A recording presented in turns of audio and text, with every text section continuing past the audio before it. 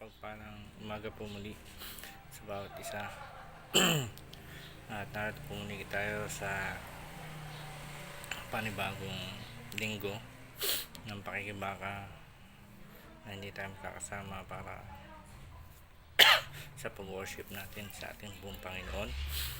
And tayo po ay magsitayo para sa paggalang ng banal na salita ng ating Panginoon, at atin po ito matatagpuan sa Hebrews chapter 10 verse 1 hanggang sa mga sumusunod. The law is the only shadow of the good things that are coming, not the realities themselves.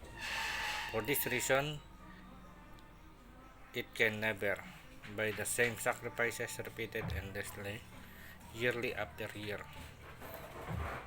make perfect those who draw near to worship. Otherwise, would they not have stopped being offered? For the worshipper would have been cleansed once for all, and would no longer have felt guilty for their sin. But those who sacrifice are an annual reminder of sins. It is impossible for the blood of bulls and goat to take away the sin. Therefore, when Christ came into the world, he said, "Sacrifice and offering you did not deserve, but a body you prepare for me. With burnt offerings and sin offering you were not pleased." And then I said, "Here I am. It is written about me in the scroll. I have come into your will, my God."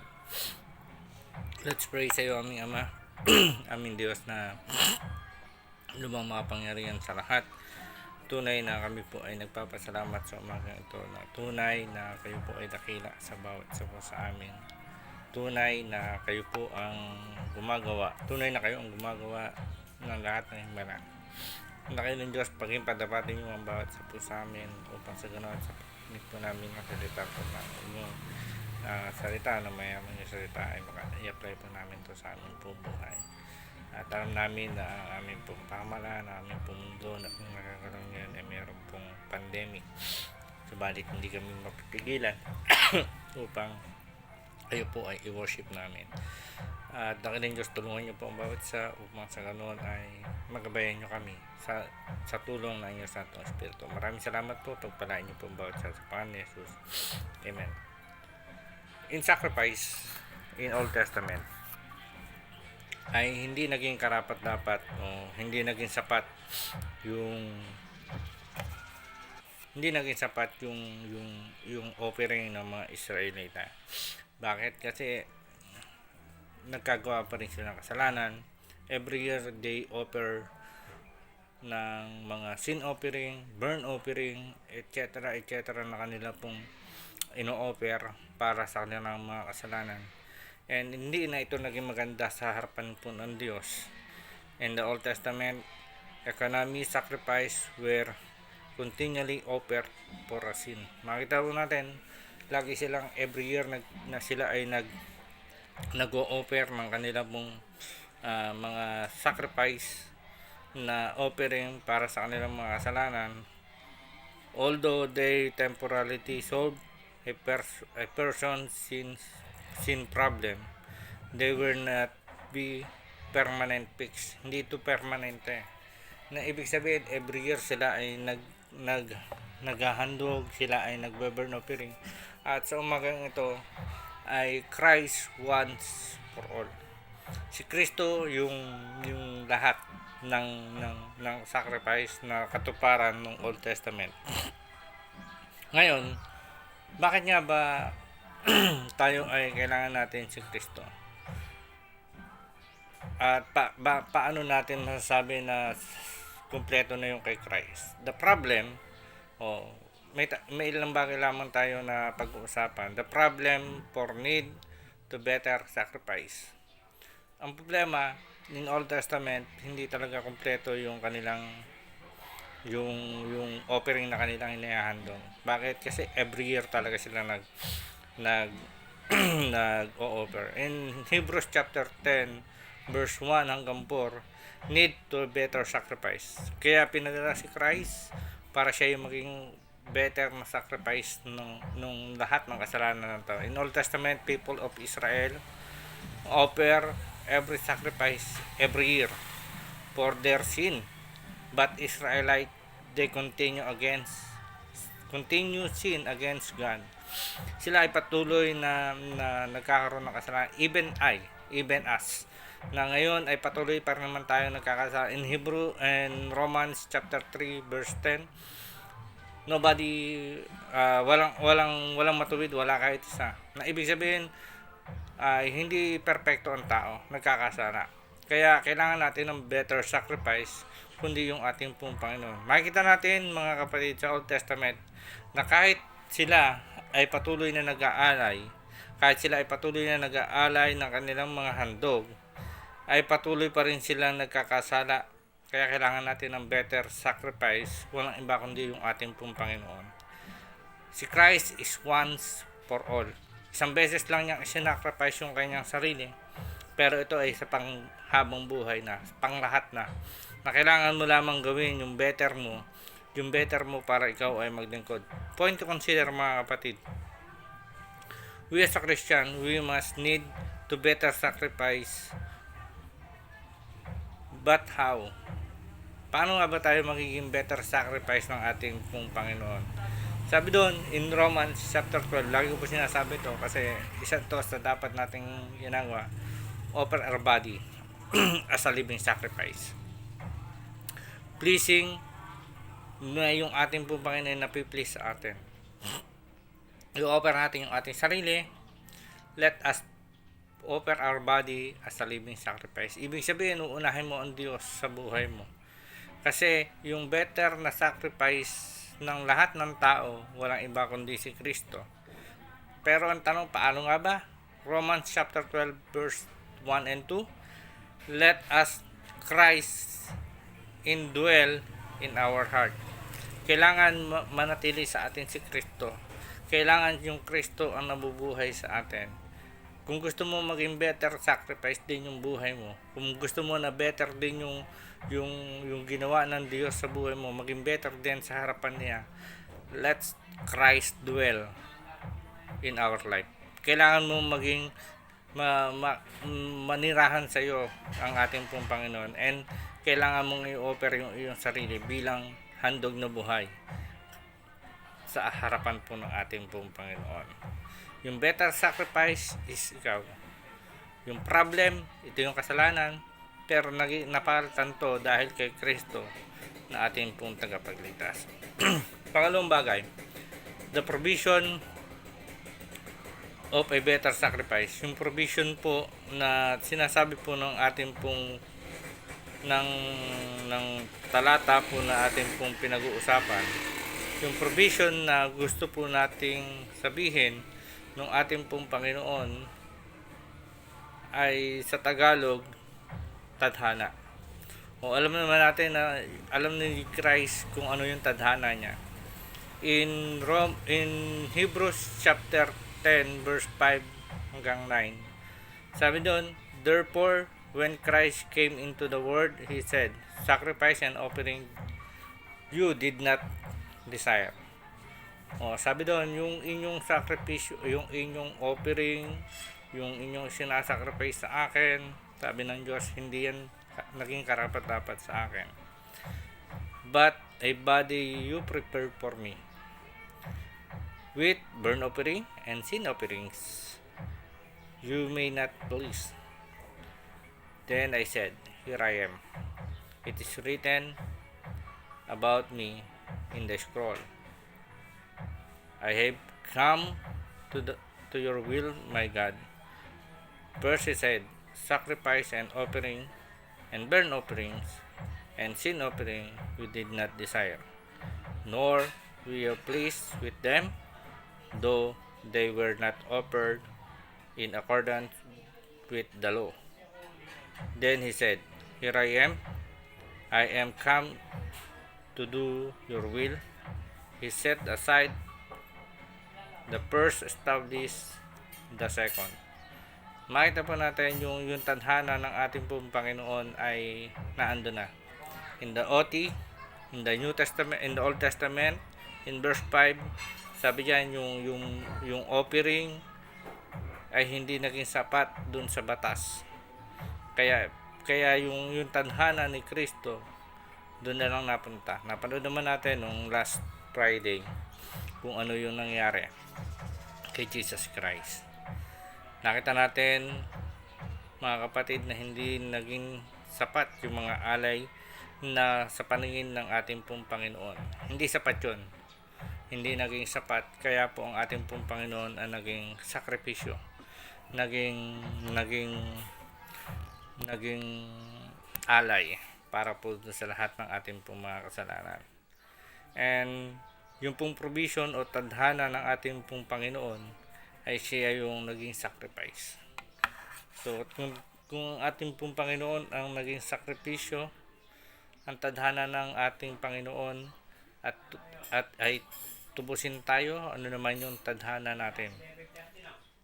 Kung tayo po ang ating pong Panginoon, ang tadhana po niya ay tubusin tayo, meron din tayong tadhana na dapat nating gawin, na dapat nating ayusin.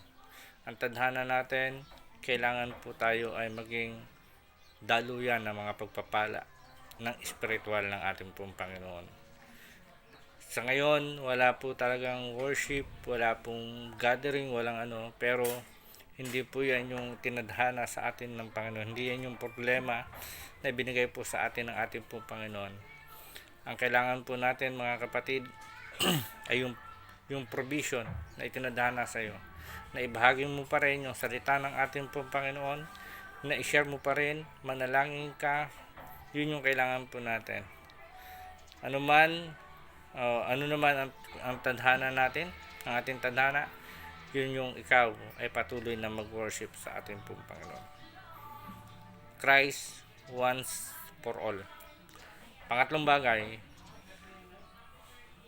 the power of better sacrifice. Yung kapangyarihan na binigay po ng ating pong Panginoon. Sabi po dun sa verse 10 ng 10:10, by that will you have been made holy through sacrifice of the body of Christ Jesus Christ once for all. Makita po natin yung kapangyarihan ng ating pong Panginoon. Ano ba yung tinatawag na sanctification? Pinagiging dapat tayo ng ating pong Panginoon. How did Christ die sanctified us? Makita natin yung kasalanan natin na pawi. How does our faith sanctify us? In Romans chapter 5 verse 1, makita po natin, babasahin ko po sa inyo, mga kapatid. Sabi po dyan, therefore, since we are justified through faith, we have peace with God through Jesus Christ. Through our Lord Jesus Christ. Yung sanctification, ito yung nagkakaroon tayo ng justification para po sa ating pong pananampalataya. Makita po natin na tayo po ay nagkaroon ng justify dahil sa ating pananampalataya sa pamamagitan po ni Kristo Jesus. Dahil siya po yung namatay at yung kapangyarihan niya ang naging daan para po tayo ay magkaroon ng justification. Sabi diyan, if we are already sanctified, why should we still strive to live the Holy Spirit? Bakit daw tayo ay patuloy na nahihirapan na maging banal o tayo ay manatili? Sabi diyan, para po tayo ay patuloy na tayo ay magkaroon ng strive, para tayo magkaroon, simikapan po natin yung ating pong pagkakaroon ng banal na espiritu. Sabi diyan in 1 Peter chapter 1 verse 15 hanggang 16, but just as He who called you is holy, but just as he who called you is holy, so be holy in all do. For its reason, it is written, be holy, because I am holy. Yung tumawag sa atin ay banal. Yung tumawag sa atin ay ah, siya yung banal na Panginoon. So, tayo, maging banal din tayo. Dahil, point to consider, Christ Jesus Christ once for all. Yung kapangyarihan ng Diyos, yun yung magpapabago sa atin. Yung kapangyarihan ni Kristo, siya yung magiging magpapabanal sa atin. Yung kapangyarihan ni Kristo, siya yung better sacrifice. Kaya po, tandaan po natin, para tayo ay magkaroon ng justification sa ating pong pananampalataya, maging banal po tayo sa harapan po ng ating pong Panginoon. And always reminder na tayo po ay laging magsama-sama, manalangin. At sa akin pong pagtatapos, makikita po natin in verse 11 hanggang 18. Narito po yung sinabi po ng talata. Na makikita po natin, day after day, every priest stand and perform the religious duties. Again and again, he offer the same sacrifice, which never takes away sins. But when he priest had offered all the one sacrifice for sin, he sat down at the right hand of God. And since that the time he wait for his enemy to be made his footstool, for by one sacrifice he had made perfect forever those who are being made holy. The Holy Spirit also testified to us about this. First, sabi dito, first he say, this the covenant I will make with them after that time, said the Lord. I put the law in their heart, and I will write them in their mind. Then he adds, their sins and low acts I will remember no more. And where these have been forgiven, sacrifice for sin is no longer necessary. Yung pagkakaroon po natin ng permanent na kapatawaran, hindi mo natanggap yan dahil ikaw ay matalino, dahil ikaw ay magaling. Yung permanent ng sacrifice na ibinigay sa atin, hindi dahil ikaw ay tumutulong sa iyong kapwa. Kaya ka merong permanent na better sacrifice, Jesus Christ once for all. Tandaan mo kapatid, yung ating pong Panginoon ang naging better sacrifice ng buhay natin. Kaya bigay natin po din yung sakripisyo na binibigay sa atin ng ating pong Panginoon. Huwag ka mag-alala, ang ating pong Panginoon naman ay gumagabay sa atin. Ang ating Panginoon ay patuloy na nasa atin. Ang kailangan mo lamang, manalig, manampalataya, patuloy na gumalaw sa biyaya ng Diyos. Maraming pong salamat. Tayo po ay manalangin sa iyo, aming Ama, aming Diyos na lamang mga pangyarihan sa lahat. Maraming pong salamat sa sakripisyo na alam namin na hindi naman kami nagiging karapat-dapat dun sa mga offering na binibigay namin sa sakripisyo na amin pong ginagawa. Subalit,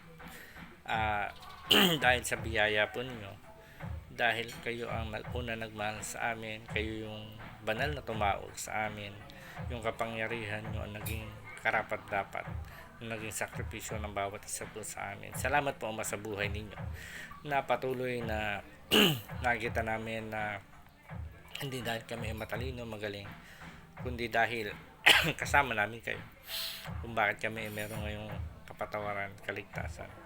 Dakilang Diyos, dalangin ko rin po ang mga frontliners na aming pong bansa, hindi lamang sa aming bansa kundi sa buong mundo na sila ngayon ang nakikipaglaban sa coronavirus na hindi nakikita ng tao.